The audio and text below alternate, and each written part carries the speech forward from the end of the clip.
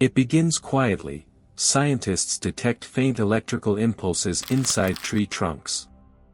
At first, it's random, then it becomes a pattern. The forests seem to whisper to each other. At night, someone hears a soft creaking, like speech.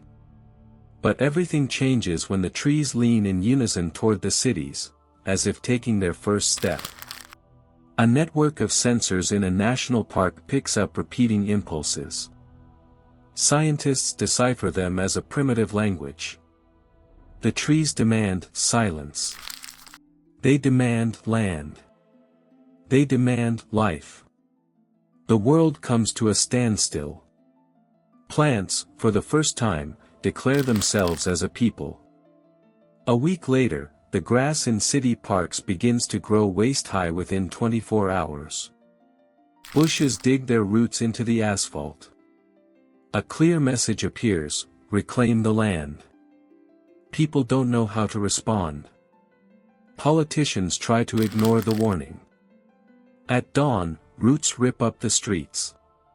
Trees bend, blocking roads, power lines fall. For the first time in centuries, cities feel like they were built on living things. Plants demand a revision of boundaries, and they demonstrate their strength.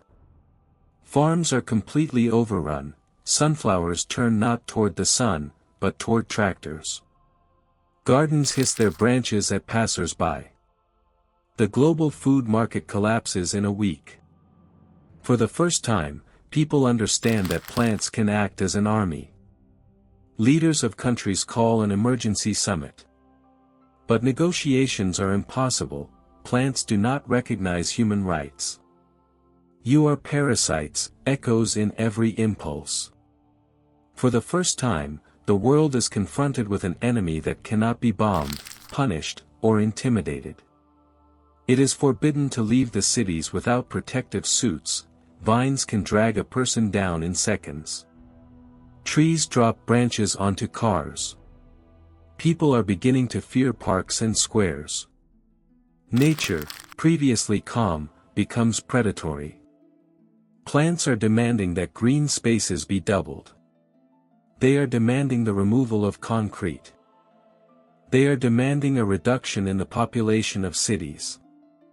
Humanity refuses, and receives a response. Trees begin to block sunlight with their crowns, creating artificial shadows over megacities. Scientists form a team of peacekeepers. They are trying to develop a translator of plant speech. Plants dislike deception, and every attempt at manipulation ends with a rude attack. But one oak tree agrees to cooperate, for the first time in history. People learn to fight back. They create ultrasonic repellents, thermal barriers, special anti-root coatings. And yet, at night, one can hear the forest slowly moving closer to the cities. A dense, endless wall. It turns out that plants understand emotions: fear, respect, gratitude. The peacekeepers perform a ritual of quiet listening, standing in the forest, motionless for hours. The trees respond with a gentle sway. This is the first genuine contact. Rivers change course, roots intercept moisture, drying out entire regions. Plants demonstrate: without them, the climate will collapse. They hold all living things hostage. Human migrations begin, cities empty in the drought. Groups of people penetrate deep into the tropical forests, trying to understand who is leading the plant movement. There they find the mother tree, the most ancient creature on the planet. It doesn't even hide it. It was she who raised the forests. The mother tree says, "You have destroyed the balance. We are correcting it." People begin to understand. The plants do not wish the destruction of humanity, only equality. But their methods are merciless. To survive, they must accept nature's rules. Densely built-up cities can't withstand the onslaught. Roots undermine foundations, vines cling to skyscrapers, turning them into giant green trunks. People abandon megacities, leaving them to the plants. The concrete jungle becomes a true jungle. Researchers discover that plants communicate using ultrasound. Some people learn to hear it with implants and become forest translators. Now negotiations become a little more civilized, but still tense. Researchers discover that plants communicate using ultrasound. Some people learn to hear it with implants and become forest translators. Now negotiations become slightly more civilized, but still tense. Researchers discover that plants communicate using ultrasound. Some people learn to hear it with implants and become forest translators. Now negotiations become slightly more civilized, but still tense. People accept the terms. Cities begin to be evacuated, millions of people are relocated. Neutral zones are built between worlds. For the first time in hundreds of years, nature and humanity are not at war, but are trying to coexist. Plants release giant spores into the atmosphere, bioluminescent, soft, floating on the wind. They regulate temperature, reflect sunlight, and create a soft night glow. People call them green moons. The mother tree creates a network of teaching groves where people study biology, ecosystems, and the new language of nature. Gradually, humanity accepts the idea, plants are not just enemies, they are teachers. Cruel, but wise. But not everyone agrees.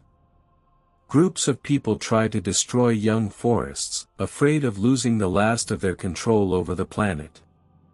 In response, plants create guardians, dense, thorny bushes that defend their territory, reacting to aggression like animals.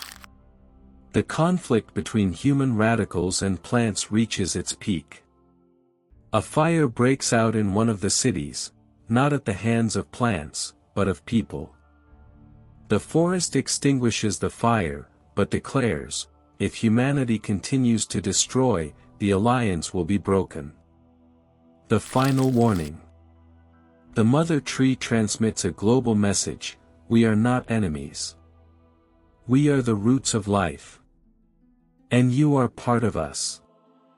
This is the first time that something resembling regret is heard in her words. People agree to a joint program to restore the planet. People create safe zones where nature can develop without threat. Over the years, the climate is restored. The oceans are cleansed. Forests cover half the continents, but now these are not wars, they are balance. Humanity lives less, but lives better. And no one disputes it anymore. Plant intelligence saved the world. Scientists are documenting changes. People raised near intelligent plants develop heightened sensitivity to ultrasound and biofields. This new generation, the green children, can communicate with trees without devices. The future belongs to them. Decades later, people and plants live as two distinct species. Corridors of cooperation have been laid between them. The mother tree proclaims, now we are one. And for the first time in history, the planet ceases to be a battlefield and becomes a home. Over time, people understand, plants remember everything. Their roots hold the history of the planet, extinctions, catastrophes, wars. Through contact with ancient trees, humanity sees its past for the first time through the eyes of the earth itself. This knowledge is impossible to forget. It breaks pride and teaches humility. Old words, conquer nature, take control, are disappearing from the language. People no longer consider themselves the pinnacle of evolution. They are neighbors. Partners. For the first time, civilization is built not around power, but around balance. This is the painful but necessary end of the era of the planet's masters. Centuries pass. Cities become smaller, quieter, greener. At night, one hears the rustling of leaves rather than cars. The planet no longer cries out in pain. And, perhaps for the first time in history, intelligence, human and plant, works not against the world, but for it. But the world still rests on a choice. Plants could destroy humanity completely, slowly, without violence, simply by cutting off oxygen, food, and soil. They don't do this. Not out of mercy, but out of calculation. Humans are part of the ecosystem, dangerous but useful. Intelligent nature decides not to take revenge, but to observe. Human error will now be the last. From this day on, the earth no longer belongs to humans. Every field, every forest, every river is a sentient witness. The planet watches, listens, remembers. Humanity lives on, but no longer as a host, but as a guest allowed to remain. And perhaps this is the fairest ending of all.